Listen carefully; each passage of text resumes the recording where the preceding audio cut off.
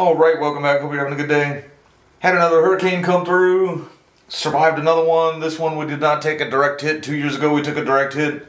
This year just kind of grazed us a little bit. And as usual, all my Microcarpas came out just fine. After Ian, after the direct hit, a few of the Microcarpas did take a little bit of damage, but most of them came through just fine. Here's a quick look just to kind of show you what happens when they come through. I mean, we did, like I said, get brushed. We had tropical storm winds here. It was a hurricane when it came through, but we were kind of on the edge of it. Here's a Royal Poinciana, or a flame tree, that I've actually got planted on a tile. It was looking good before the storm, and then here it is after the storm. And then since I'm probably going to have to dig it up next spring now, I went ahead and just cut it way back. It was getting really top heavy the way it was anyhow. Probably should have done that before the winds came through. But now at this point, like I said, if I'm going to dig it up next year, it'll be fine. Work a couple of these today. I'm going to work them pretty hard. It is mid-October. For most of you, this would be the wrong time of year to do it. But just a little reminder that I am in Florida. Usually what I do is I take my weather app. The weather app goes out like 10 days.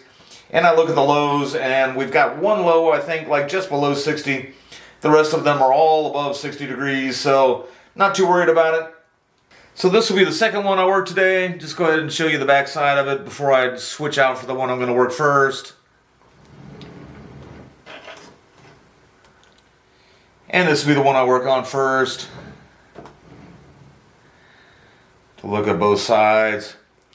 Both of these, my big green island, I call it my huge green island, I think. Even though I don't believe they're green island, they're just Microcarpa. That's what it was sold to me at. When I first got that tree and started chopping on it, I got some suggestions to cut it back a little bit further. And these are actually pieces of, or cuttings I took from that when I cut it back further. I believe I found an old video. I don't have a playlist for the cuttings, but I do believe I found an old video of both of these trees here. I'm 100% sure one of these trees is in the video, and I'm 99% sure that it's both of them. They have changed quite a bit. I really haven't done all that much with them. You can tell that by the size of the leaves and how leggy it's getting and everything. But I do have a method to my madness in that I've been trying to heal the wound up a little bit better. And also just trying to develop some branching. You can see I already have some movement in the branches. You'll see it more when I get it trimmed here in a minute. But you know, I already do have a little bit of movement in there. And just, I think some of my trees were kind of falling victim to me overworking them a little bit. So I decided just to leave some of them alone here and there. And just kind of let them do their own thing for a bit. So as these storms come and go, I know this one had gotten beat up the most at first. And that was actually at one point, and sometimes it really just kind of blurs all together as to which storm was which. I took and set it on the ground to keep it from getting blown off any cinder blocks or pallets or anything like that through a storm. And it actually sat there and got quite flooded and then just kind of inundated with almost muck. Not that it was like, not that the water was way up to here, but it just kind of got inundated with a bunch of like floating debris and everything. And, you know, I had it in really good soil, but you guys might be able to see that there. It's pretty mucky. You'll see it when I repot it in a minute. It's just kind of dank there and everything. And also, dig escape roots out of the bottom. But where I had it sitting, you know, it got like that, and then I just decided to leave it there, and that's actually why I got the escape roots. And it's gotten quite healthy. And this year with the death in the family and everything, I just really haven't had time to do anything. And I've got so many projects I really need to get to next spring. I am going to go ahead and I'm going to prune it hard. I'm going to wire it. But since we are heading into winter, I should be able to leave that wire on all winter and just kind of allow it to really bite in a little bit. And then next spring, just go ahead and work it, and then it'll hit its next growth spurt, get that wire off and everything. Should be looking really good by then. Alright, I'm going to go ahead and get started here. I'm going to cut every growing tip off and then go through and defoliate after that. When I wire it, I may decide to shorten some of the branches up just a little bit from where, you know, it is right then. Hopefully this won't take too long and I don't feel the need to have to time lapse anything. I may mute some sound just because sometimes the sound of my breathing comes over a little bit too strong when I'm not talking or anything like that. But I'm just going to roll along here.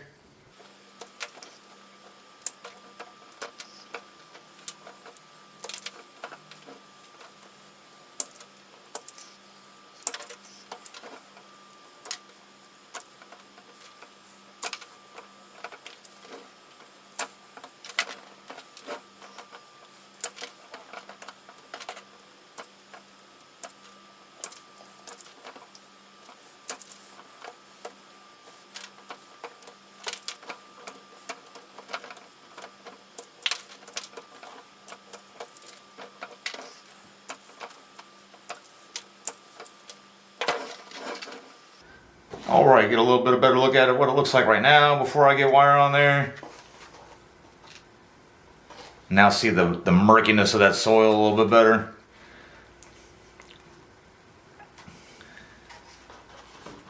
Alright, and there we go, wires on it.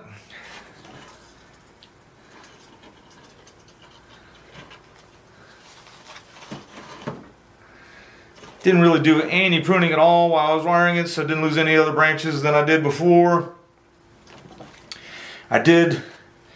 This branch already had some initial movement on it, and there's a aerial root that's actually in a good spot, and if that can survive the repotting, I'm going to leave it on there. So I decided not to wire that whole branch. And let's get this guy potted up. Alright, now that I'm set up here, I gotta admit I'm having serious doubts on whether or not I'll be going to be able to save that little aerial root there or not. But sometimes that's the way it goes. I do feel like even when I went to go wire it, I kind of look at them sometimes and I get a good picture in my head of what it's going to look like. And then just out of nowhere I realize I left some, spots like that, which I really only did some of the secondary branches, but I don't know, like I said, I had envisioned being able to save that, and now that I'm getting ready to start on it, and I see all that muck that's in there, and I realize it's really going to be hard to save, but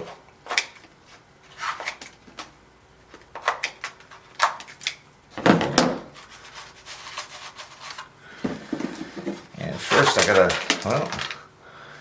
thought it was going to be hard to separate, being some of those roots were really kind of in that pot there, or in the coming out of those drainage holes.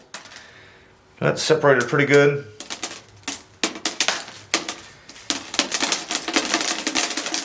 Probably going to wind up going outside and bare rooting it.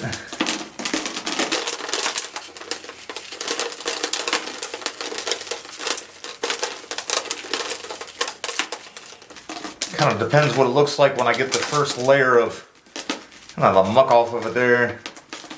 I can tell that, because I set it on the ground, I can actually tell that this thing has been kind of like that a little bit. Not, quite that obvious, but I think at one point I had it planted a little more like that. And then it probably got knocked around during Ian, and then when I went to go repot it, I just kind of had to get it in there the best I could. This side being a little more exposed than this side was. I'd like to kind of fix that. Some of the areas that had a little bit of that muck may actually wind up in the ground anyway, or I say under the substrate anyhow, so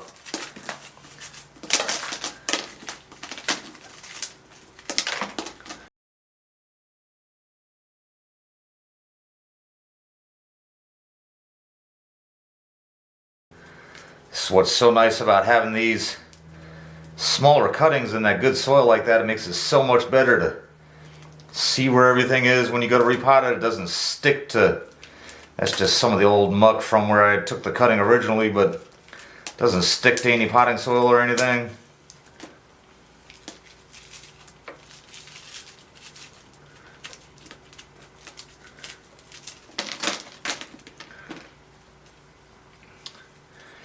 Got that root there. Seems a little thicker than some of the other ones for sure. Definitely would like to keep it, but again, keep it from going straight down. Like to have it in the pot coming out laterally.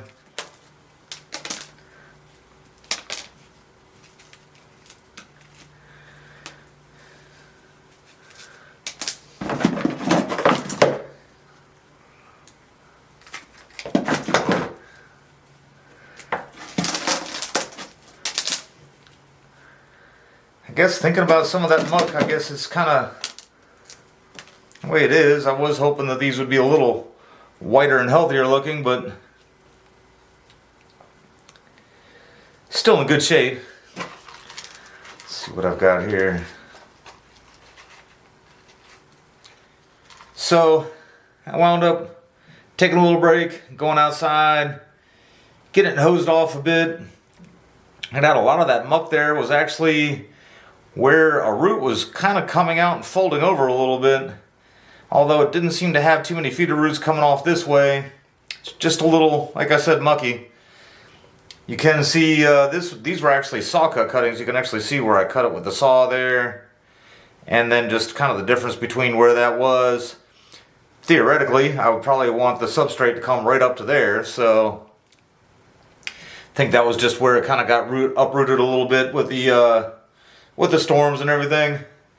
I did decide, part of what I was arguing with myself is that it wasn't really ready for any kind of a bigger pot, but I did decide to go for a bigger training pot just simply because I'd like to allow that root to continue growing out laterally like that. And as I tried to kind of put it back in that other training pot, it was filling, it was just right at the edge to where that root would have no choice but to start kind of looping around. Where in this one here, it's got plenty of room in there. I don't think I want to try anything like that. I think I'll leave it like that. But I got the pot ready to go. Got some old lime green wire. I'm not really even sure where I got that from. I'm not going to bring the soil level right up to the edge of the pot. I want to kind of leave this kind of deep first off, just so it's not so top heavy. And then with these tie downs, I'm actually going to wait until after I get a little substrate on the roots to protect them a little bit, and then go ahead and just kind of tie it in there.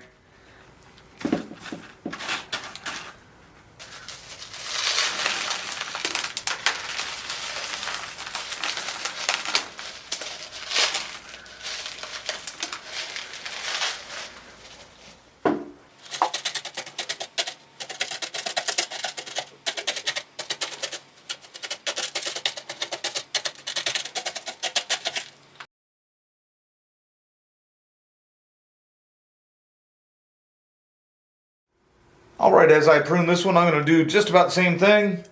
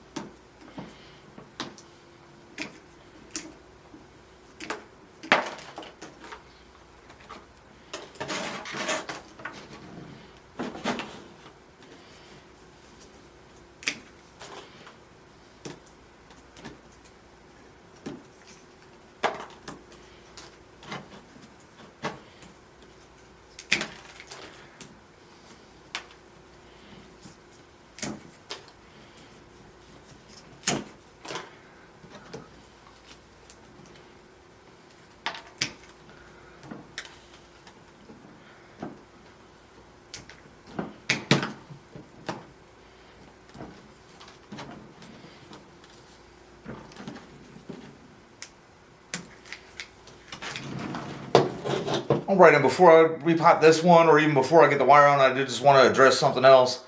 This aerial root is coming right out of that big chop scar there. And I noticed that after it formed, it actually started kind of callousing over a little bit better there than it was originally. So I've been kind of letting it go. I'm going to see when I go to repot it if I can kind of straighten it out just a little bit. And then the same with these back here. Alright, got the wire on this guy.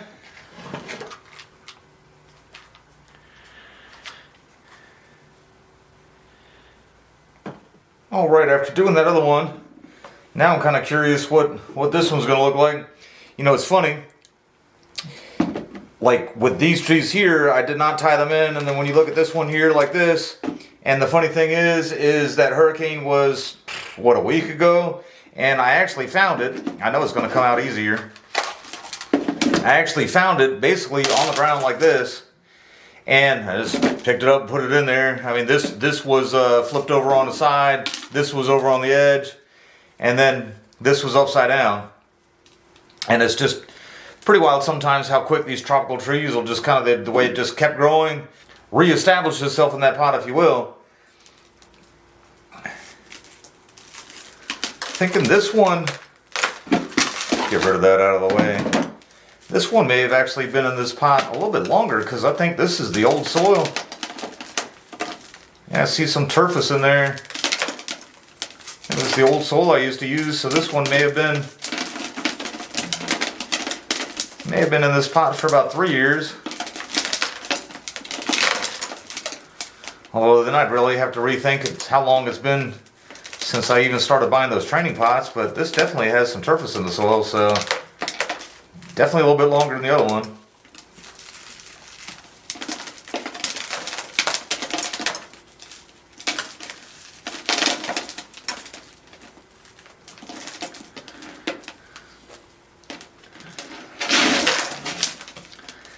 Tell by that too, I do believe that's been matted in there a little bit longer, or just not damaged so much as the storms have come through. Try to, before I go pruning these too much, see if I can spread some of them out.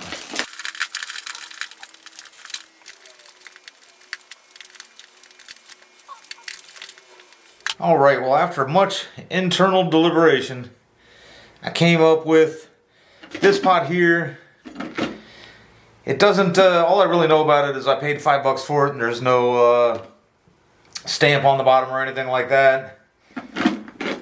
If it was a little bit deeper and had tie-down holes, I would have went with it right away. I found another one that was a little bit shallow with tie-down holes, and then I found a few others, and there's just something wrong with all of them.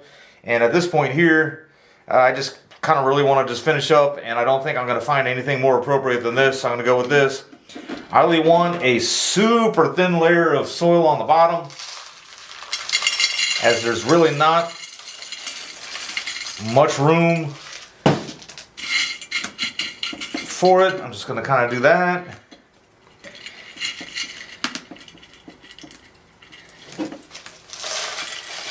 And what I'll have to do here is just kind of protect it. I'm using a little bit of used soil here because of how thin it's going to be. I don't think the particles in there are going to hurt it any. The smaller particles are going to hurt it any.